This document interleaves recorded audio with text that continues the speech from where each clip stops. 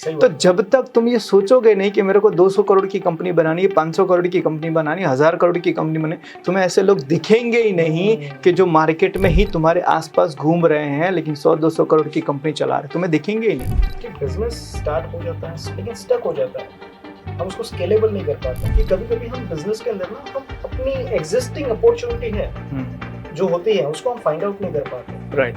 आपका बिजनेस अभी चल रहा है लेकिन आज से 5 साल के बाद में उस बिजनेस में चेंजेस आएंगे। तो जब चेंजेस आएंगे तो अगर आप कुछ चीज़ें अर्ली अडॉप्ट करते हो, पहले से शुरू करते हो, तो आपको बेनिफिट मिलेगा। आप लेट से शुरू करोगे आपको बेनिफिट नहीं मिलेगा। तो उसके अंदर आपको अपनी एग्जिस्टिंग अपॉर्चुनिटी ढूंढने की ज़रूरत है।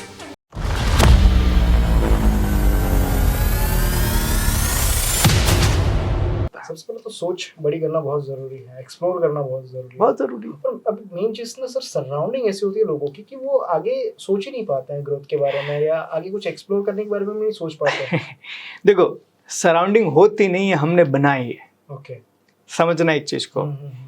सिगरेट पीने वाला किसके साथ बैठेगा?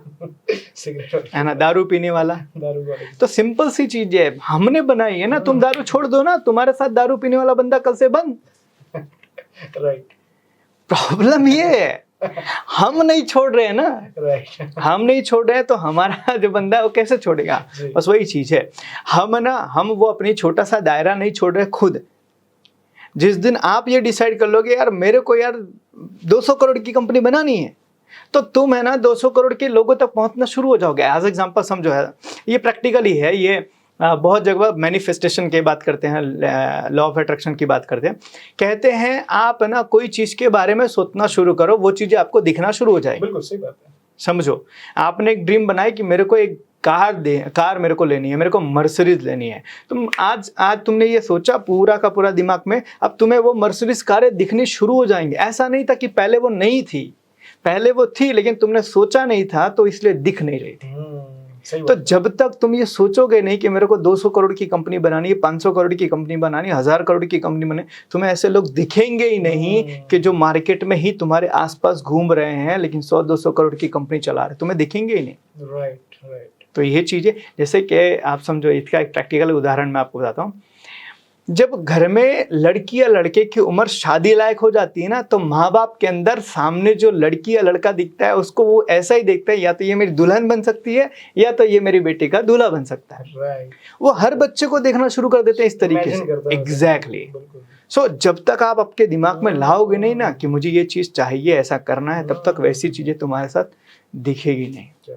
तो प्रॉब्लम वो है कि हम खुद अपनी चीज़ों को बेटर बनाना नहीं चाहते हैं।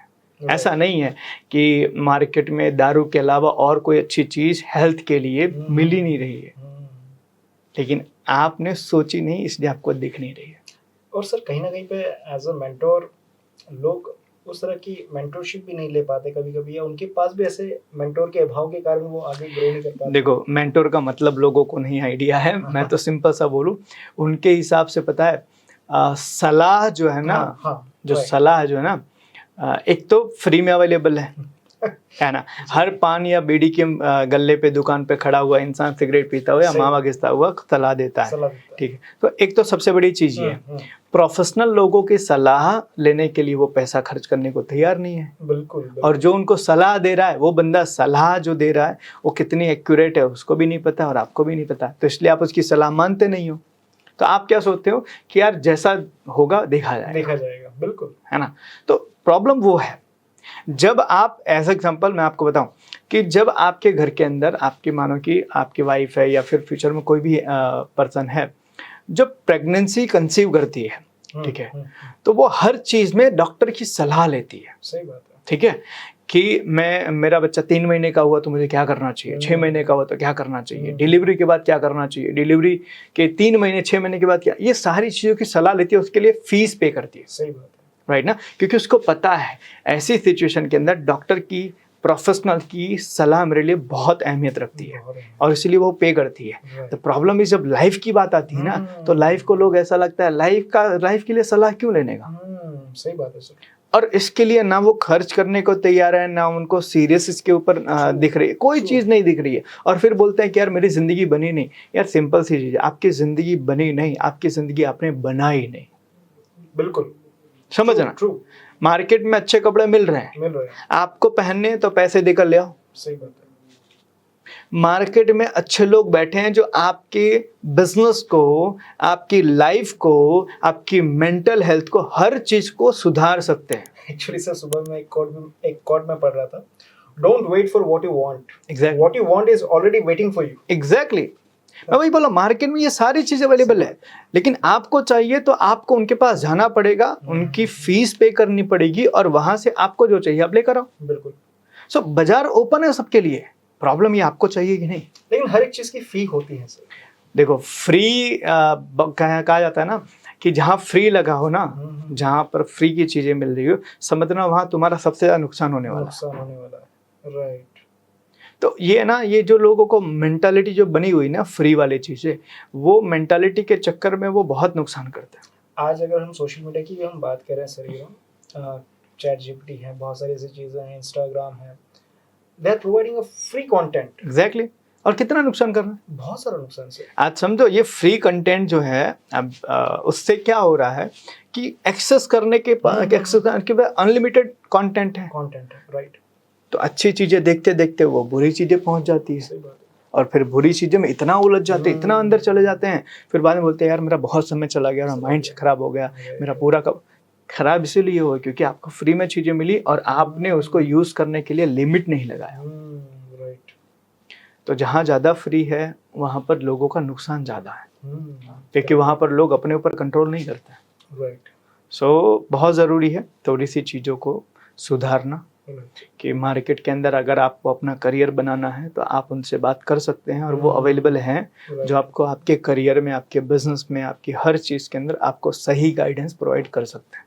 राइट। आपको चाहिए तो आप वहाँ से फीस दे के लेना, ना कि फ्री ऑफ कॉस्ट। बिल्कुल सही कहा सर आपने, ठीक है।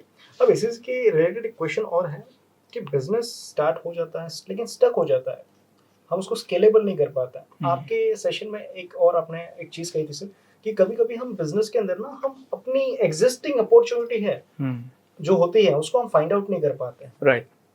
देखो एक चीज हमेशा ध्यान रखना कि परिवर्तन जो है ना वो कंटिन्यूसली होता रहता है।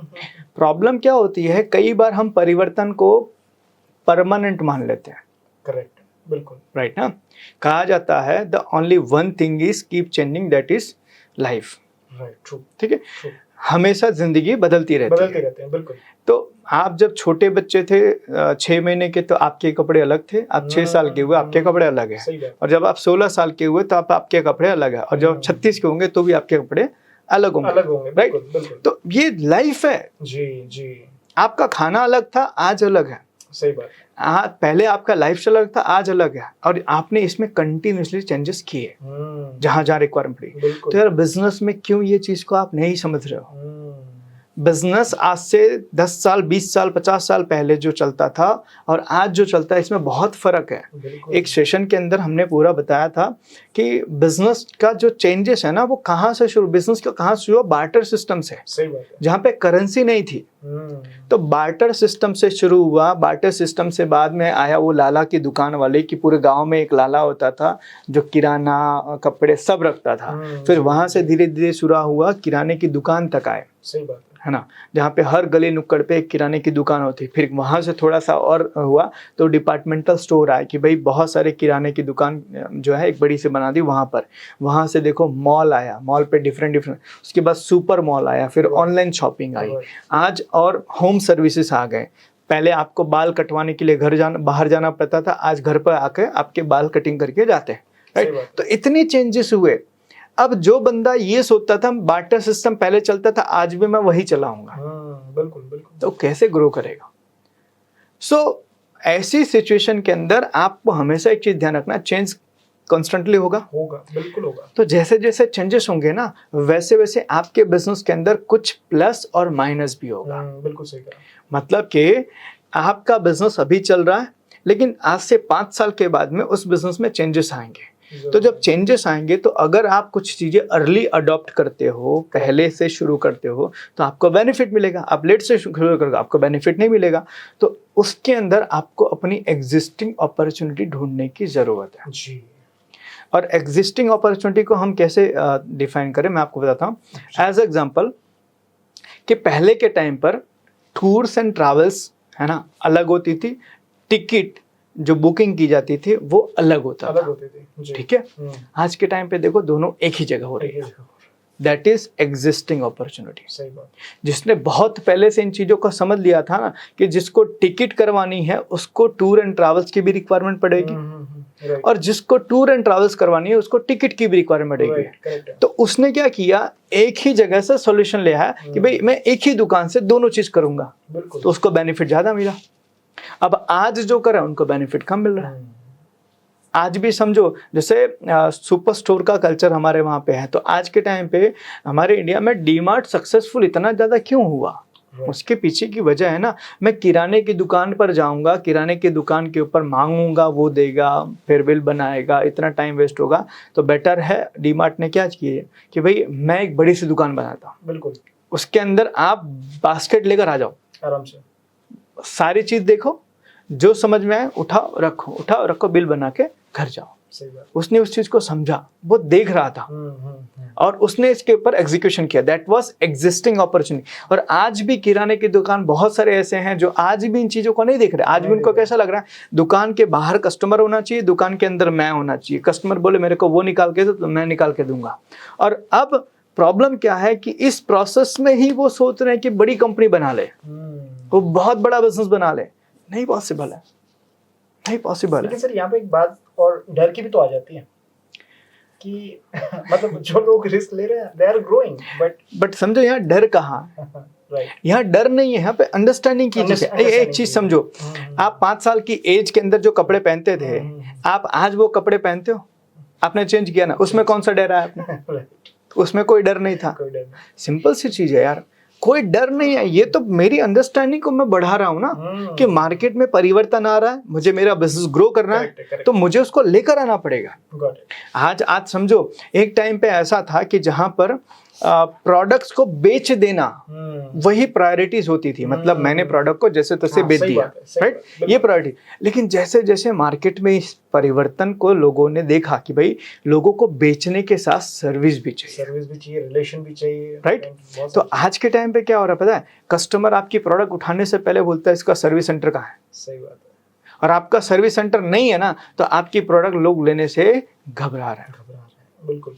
तो जिसने इसको समझ लिया, समझो बीच में ओला को बहुत गालियां पड़ी थी, ओला इलेक्ट्रिक को बहुत गालियां पड़ी थी। क्यों? क्योंकि ओला ने प्रोडक्ट तो बहुत बेची लेकिन सर्विस सेंटर नहीं बना। अब लोगों को कहीं पर भी गाड़ियों में दिक्कत आती तो लेकर कहाँ जाए, है ना, जिसके कारण उनको बहुत क्रिटिसिज्म झेलना पड़ा, राइट। तो इसी तरीके से मार्केट में अपॉर्चुनिटीज धीरे धीरे आती है। मैं आपको बताऊं, एक कंपनी कोई थी हीरो कंपनी थी। जब उन्होंने प्रोडक्ट बेचना शुरू किया ना, तो बेचने के बाद जब उनको समझ में आया कि यार सर्विस की बहुत जरूरत हो रही है, तो हीरो के जो डीलरशिप लेते थे ना, तो हीरो की डीलरशिप वो लेते थे लेकिन सर्विस सेंटर किसी और को देना पड़ता था। ठीक है। तो जिसके कारण जिसने प्रोडक्ट खरीदी और सर्विस के लिए गया तो उसको तकलीफ होती थी। तो डीलर ने यह समझा कि यार इसमें बहुत बड़ा अपॉर्चुनिटी है, क्योंकि जिसने प्रोडक्ट ली वो सर्विस करवाएगा, तो क्यों ना मैं भी वही सर्विस सेंटर खुद अपने वहाँ ले लूँ। तो डीलरशिप और सर्विस सेंटर दोनों ले लिया। बाद में पता ये चला प्रॉफिट का रेशो सर्विस में ज़्यादा है। क्या बात। तो जिसने ये अपॉर्चुनिटी को समझा उसने अर्ली अडोप्ट कर लिया और आज उसने बहुत अच्छा पैसा बनाया। तो इसी तरीके से मार्केट के अंदर बहुत सारी चीज़ें चेंज होती है, तो उसके साथ कुछ अपॉर्चुनिटी जुड़ी होती है। अगर आपकी नज़र नहीं पहुंची वहां तक तो आप चूक जाओगे। और आज इसी चीज़ की तो लोग है ना चूक रहे हैं, इसी चीज़ से चूक रहे लोग। तो आपको है ना आपके बिजनेस के साथ जैसे जैसे ट्रेंड चेंज हो रहा है, आपको अपने अंदर परिवर्तन लाना पड़ेगा और उसके साथ साथ में आपके करंट बिजनेस में और क्या एग्जिस्टिंग अपॉर्चुनिटी है उस पर नज़र बनाए रखनी पड़ेगी, अदरवाइज आप बिजनेस में पीछे रह जाओगे। राइट।